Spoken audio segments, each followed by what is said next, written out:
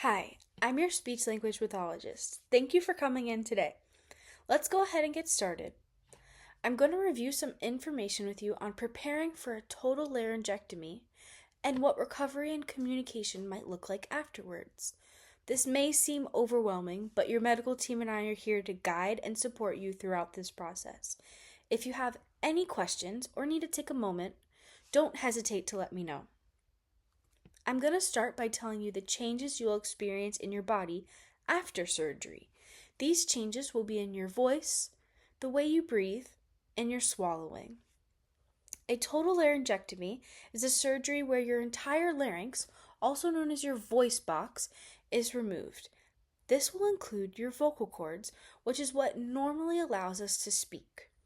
Reasons for receiving a total laryngectomy may vary from person to person, such as laryngeal cancer, severe trauma, radiation damage, or in your case, bilateral vocal fold paralysis.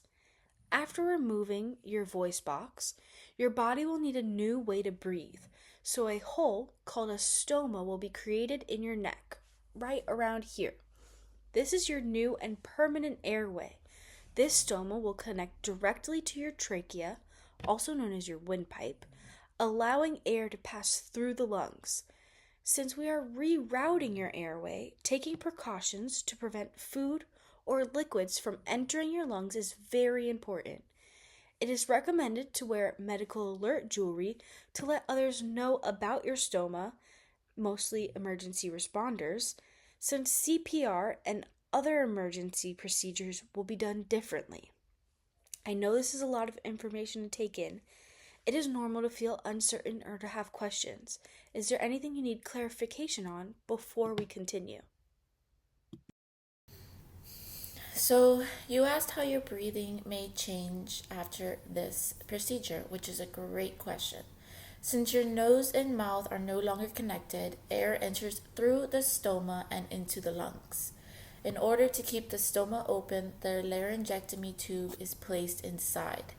It is important to note that the air inhaled is not filtered, it's not warmed, and it's not humidified. Therefore, a piece of equipment called a heat moisture exchanger, or HME for short, is used. This device allows the air to be filtered and moisturized and humidified for the lungs. Now, let's talk about aftercare. The care for this HME is very important. It must be wiped clean off any mucus or debris throughout the day and changed every 24 hours to help reduce the production of secretions. It is important to learn how to clear secretions via suction due to the loss of clearing through the nose and the mouth. You will also notice some changes in your swallowing. You can still eat and drink. However, extra precautions must be taken after a total laryngectomy. The reason is that your tongue will have some difficulty pushing the food towards your esophagus and into your stomach. You may even lose some sensation of the food on your tongue. This means that it's very important to eat at an upright position because gravity will help move the food down the esophagus. We will meet again after your laryngectomy to assess if therapy will be able to strengthen those muscles in your throat so that we can improve your swallowing without difficulties. If you notice that you also swallow some mucus, that is entirely okay. The lungs produce mucus and we usually cough that mucus out. So after you have your laryngectomy, this will be difficult. So how the body removes that mucus is by swallowing it. Lastly, there will be some changes in your voice since your vocal cords will be removed after your laryngectomy. There is no vocal cords, so that they don't create that vibration and that turns into the voice. The clarity of your voice and articulation will be affected as well. This will make your speech more complicated to understand. You may also notice that the volume and the tone of your voice may be weakened. But that is okay. All these changes may begin to feel overwhelming, but there are still options for effective communication. So let's review the three and see which one fits you better. As we mentioned previously, the total laryngectomy does remove the vocal folds. The vocal folds are what vibrate while you speak. Without them, there are options to help produce your voice. The first option is the electrolarynx speech. This method uses a small battery operated device that you hold up to your neck. You press a button and it will vibrate to allow you to produce the speech while shaping your mouth and tongue as you normally would. The great thing about this is that it can be used a few days after surgery, so as long as you're healed up and you're feeling ready to go, you can start using it. And it is also very easy to learn because, again, you just speak as you normally would, just pressing this against your neck also. Some challenges can include the device malfunctioning or the batteries dying while using it, and it does produce a voice that is more of a mechanical sounding. So if you are looking more for a natural voice, this would not be the best option. Another option is the esophageal speech, which is taught by a speech language pathologist. This method requires no equipment, it's just learning how to use the throat muscles to create vibration. You will swallow air into the esophagus and then push it back up into the upper esophagus, causing vibration.